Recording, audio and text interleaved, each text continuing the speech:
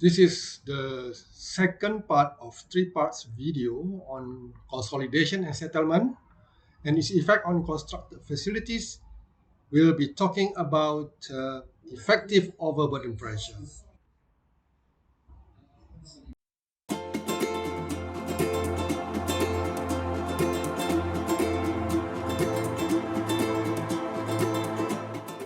What will cause the soil to settle or to consolidate?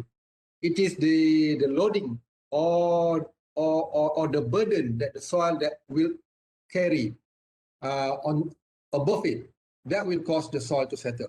If there is no pressure from the above, if the soil is not supporting any loading, so it will the consolidation will not happen.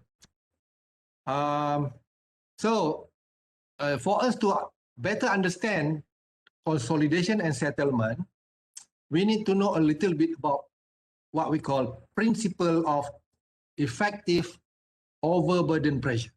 Okay?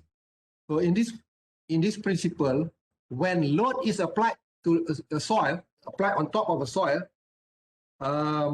the deformation that will occurs will depend on the grain to grain contact, which is the in between the particles, and the amount of water in the void, which is the pore water, okay, the amount of water. In case of saturated soil, saturated means the soil with 100% water in the void. You see, remember last time we talked about soil, and then you have a soil particle. In between the particle, there will be a gap that can contain air or water. Saturated means the void is 100% water, no air. So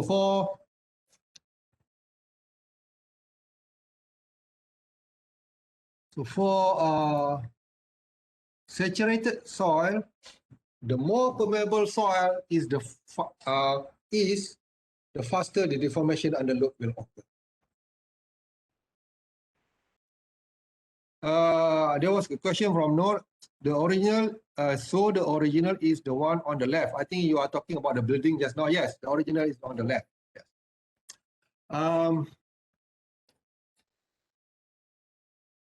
Okay, back to principle of effective overburden pressure.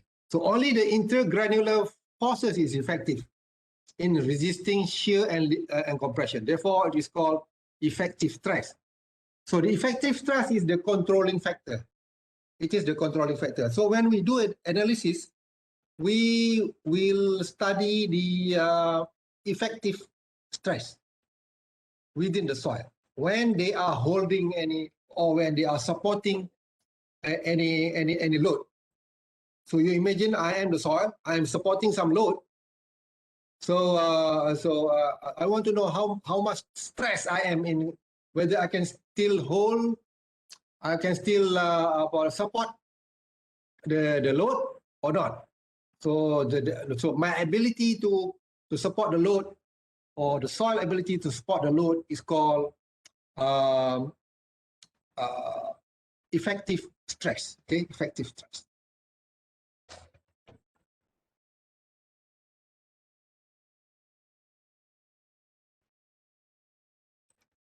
So that is a principle of effective overburden pressure. So what is overburden pressure? The effective overburden pressure, or sometimes is called P naught here, at any depth is determined by accumulating the weight of all layers above the depth. As you go inside the ground, there will be a weight above that level. Okay, above that level. So we calculate the PO or P naught, the overburden pressure, by multiplying the unit weight of the soil and the thickness. How deep you go into the ground. Okay, later on I'll show some illustration. This is in case if the soil is above water table, right? If the soil is above water table, that's how we calculate P naught. But if the soil is below water table, the total unit weight will be deducted by the weight of water, which is 1,000 kilogram per meter cube. That is, in this case, when we reduce the total weight by unit weight of water, that means we use the effective unit weight. Okay, the effective unit weight. Why? If there is water within the soil, actually the soil is getting support from the water. They are getting support from the water to support the loading above. That means I am getting support from water. But the thing is about water, it will not always be there. Sometimes it will be there, sometimes it will not be there. You know, water can come and go. So I need to minus the water. I need to remove the support from water from me to ensure that the support that I can provide is what do you call it? It's only counted the support that I can provide. I don't want to count the support from water because sometimes water will not be here. The water will not be with me.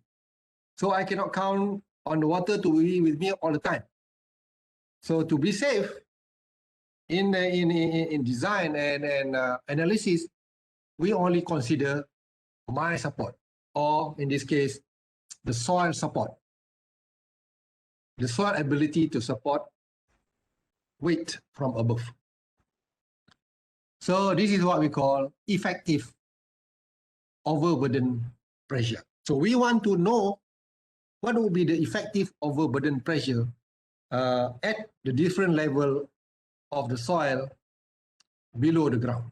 Or you can say what would be the least amount of capability of the soil to handle pressure. So that is basically effective overburden pressure. So how do we calculate that? Okay, let us look at this example. Now we are going to find the effective overburden pressure below the soil. This is the soil. 0 means at the ground level, at the surface, on ground surface. 3, 0 is at ground surface. You are standing here.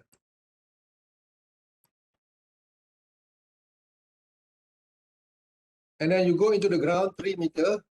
This is 3 meter level and 6 meter level. But at 3 meter, there is a groundwater. So in this analysis, we want to find what is the PO at 6 meter, which is at this level.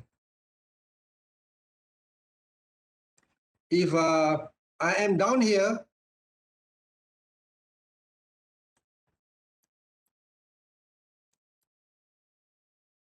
inside the ground, what pressure would I feel? You know, something like that.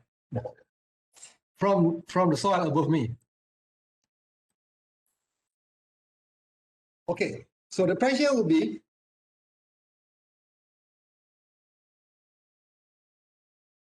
step 1. Remember just now, we will calculate the pressure from here, from the surface, from here to here, and then we plus the pressure from here to here.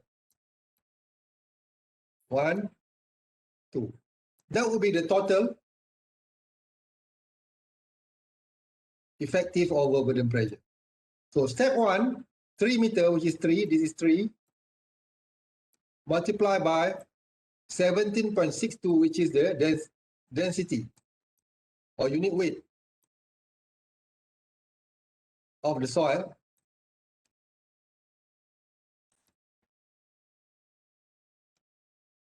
Of the soil. And then the Step 2, remember there is a water table here. For this range, we will need to deduct the unit weight of soil from the water. So we remove water from the support. We don't want water because sometimes this water will not be here. So remove the water, we multiply again by that, another 3. So that's how we get this total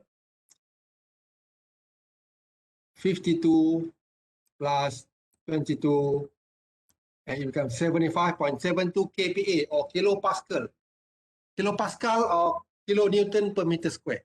So that means if I'm lying down here, the effective overburden pressure that I feel is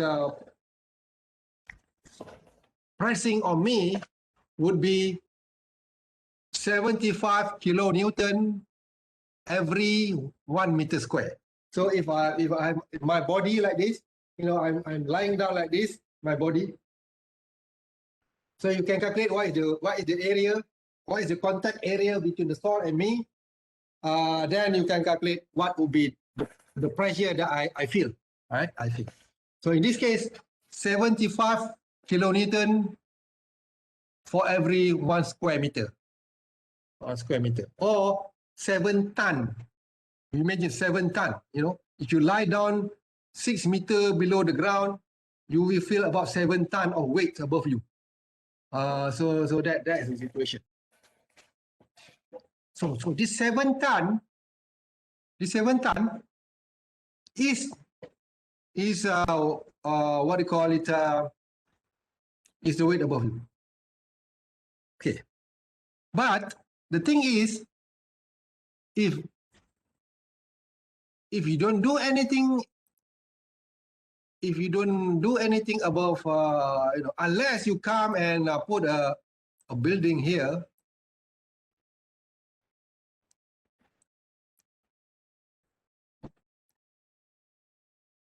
Unless you come and put a building here, we don't have to worry about this, whatever happened below the ground, because they are already stable, or they are in what they call equilibrium. No movement, no nothing.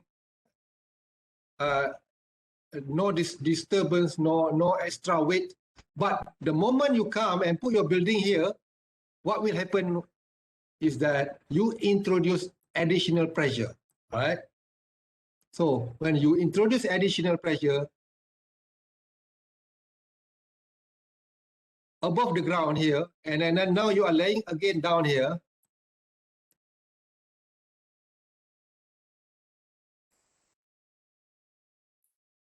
then what you feel down here is no longer 75. It will be more, 75 plus this building, right? Now, when you have 75 plus that building, what will happen? If the soil is weak down here, it will settle, right? It will settle. So when it settles, this building also will settle.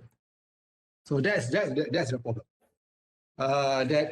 That's why we want to know beforehand, in advance, what would be the expected settlement if we are going to put a building here, or even if you want to put a highway above here, or road, depends on what you want to do. Y minus 10 question.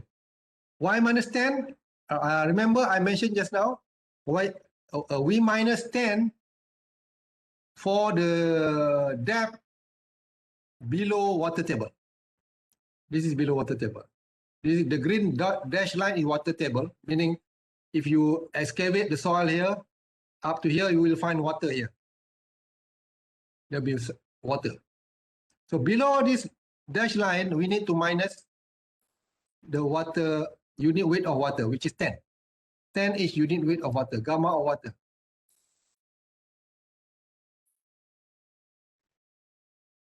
Because like I said, this water will not always be here. So we want to discount the help. So that is why we remove water to get the effective stress. Yes, and 10 is a fixed number because it is a unit weight of water. Unit weight of water is always 10 on Earth. So as long as we are in the Earth, so unit weight of water will always be 10. So we understand. Or to be exact, it is actually 9.81. Gravity, right? Gravity, unit weight of water is the mass of water multiplied by gravity, which is 9.81. But we round up to be 10. Okay, 10. Actually, unit weight of water is 9.1.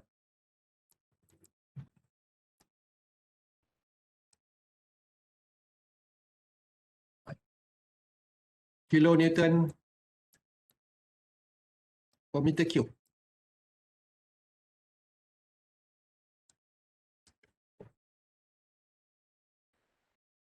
Okay, that's how 10 come from. All right. So this is the situation. Why we want to know what would be the future effective overburden pressure resulting from this building.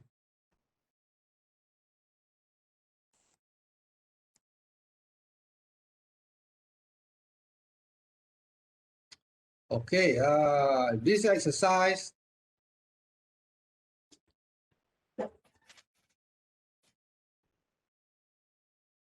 we don't have time to do this in class, but you can do at home.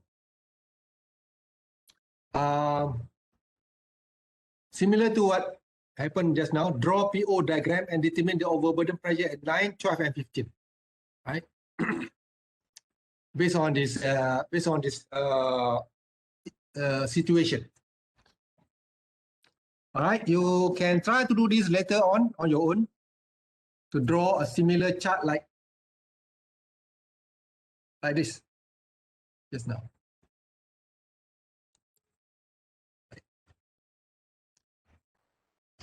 The PO diagram will help us later on, determine what they call the amount of settlement. I will show you later. This is the answer.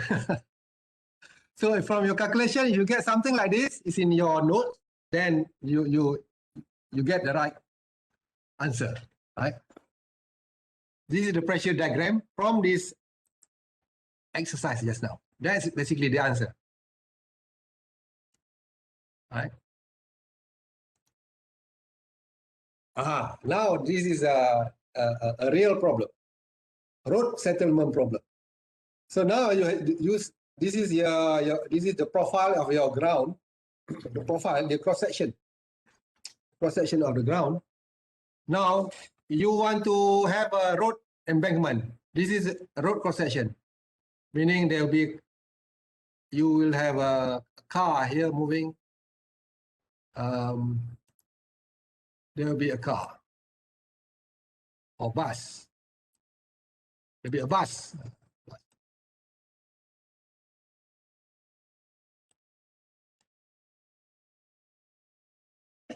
Right.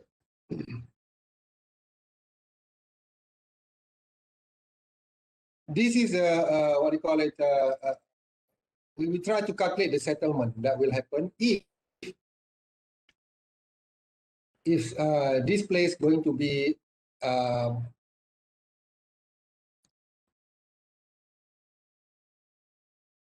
what you call a route or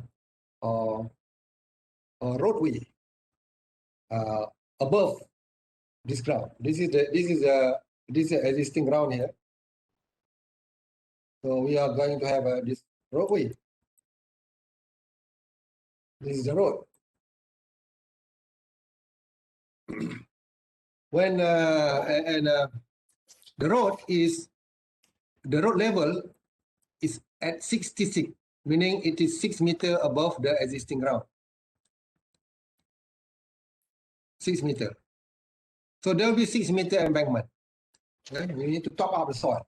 So this soil here will cause a new loading, new stress to the soil below. And then from investigation, we know that at this level, there are 6 meters. This is 6 meters. 6 meters thick of clay. And we know clay can easily be compressed because and it takes time to settle. For the sand here, we do not worry too much because it will settle immediately. But for clay, it will take time. So how long we will take for the clay to settle to a certain amount? Remember earlier I mentioned we can estimate what will be the settlement, let's say 1 meter, but we also want to know how long.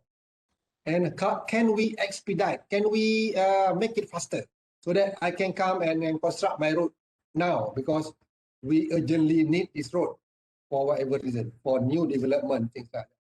So that is why we need to know how long this will take and how can we expedite. Okay. So first, again, if you look at this chart, this is the blue one here is the original effective overburden pressure from our exercise just now, meaning without the road. Without the road, this is the pressure. After completion of the road, this is what we expect the pressure to be. So that means at the clay level here, it would range from 231 to 291 kPa, the pressure here. Right? But previously it was 123 only. Now it increased to 231. At the bottom here, at the bottom of the clay, if previously without the road, it was 183. Now with the road, we expect it to go 291 based on the new loading on top of the ground. So in this case, we want to know, later on, you want to know what would be the amount of the settlement, at least amount.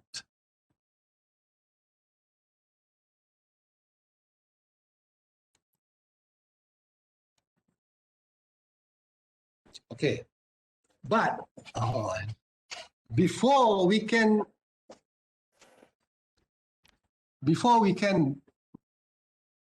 do the analysis, we first need to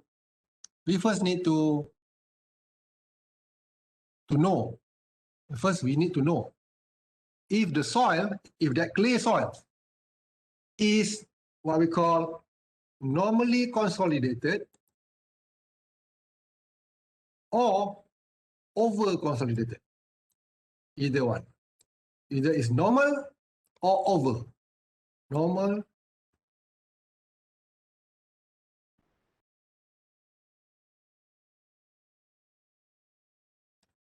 whether the soil is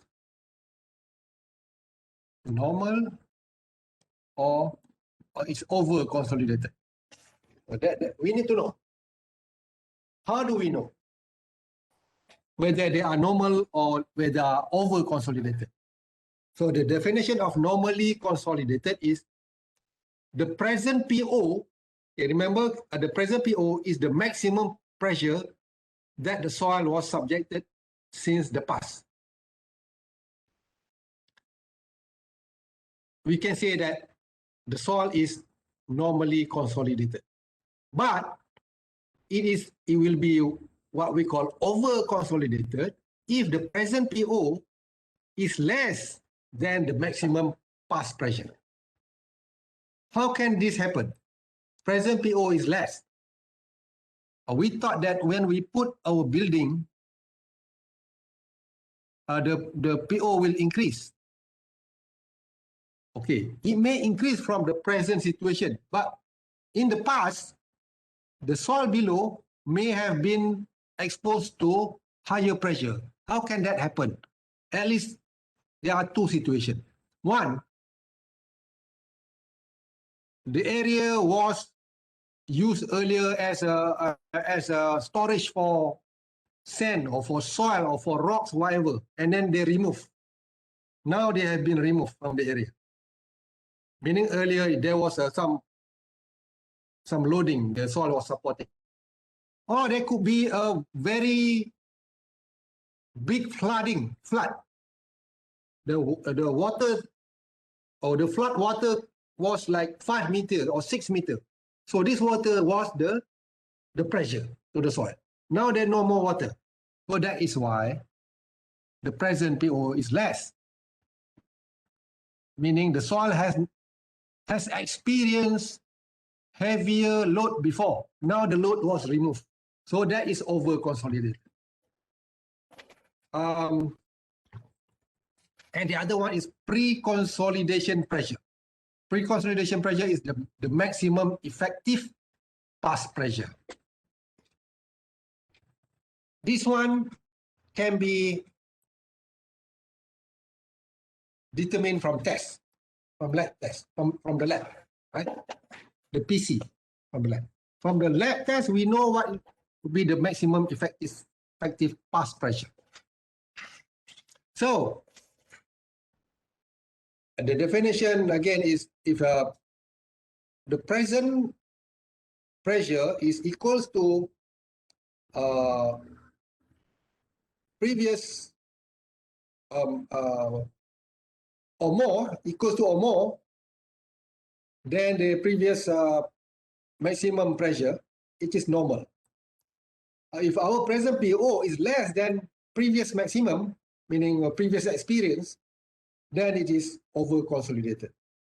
Why we need to know whether they are normal or over?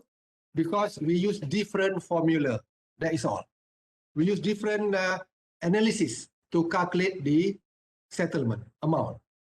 That's the reason why we need to know if the soil has experienced bigger pressure before or not. If, for example, if I